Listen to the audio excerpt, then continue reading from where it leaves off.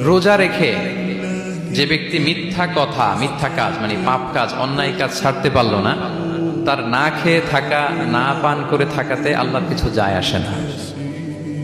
তার ওই রোজার আল্লাহর কোনো প্রয়োজন নাই। এটা জাস্ট উপোস, এটা জাস্ট অনাহার, জাস্ট আমি পানি খাইনি, আমি খাবার দাবার গ্রহণ করিনি, দ্যাটস ইট, এতটুকুই।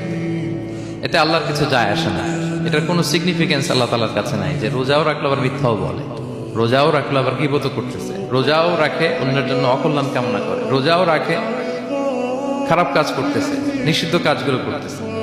তাহলে এই রোজা রাখা না রাখার সমান। এই রোজা রেখে যে ব্যক্তি মিথ্যা কথা, মিথ্যা কাজ মানে পাপ কাজ, অন্যায় কাজ ছাড়তে পারলো না, তার না খেয়ে থাকা, না পান করে থাকাতে আল্লাহর কিছু যায় আসে না। তার ওই রোজার আল্লাহর কোনো প্রয়োজন নাই। এটা জাস্ট উপোস, এটা জাস্ট অনাহার, জাস্ট আমি পানি খাইনি, আমি খাবার দাবার গ্রহণ করিনি, দ্যাটস ইট, এতটুকুই। এতে আল্লাহর কিছু যায় আসে না।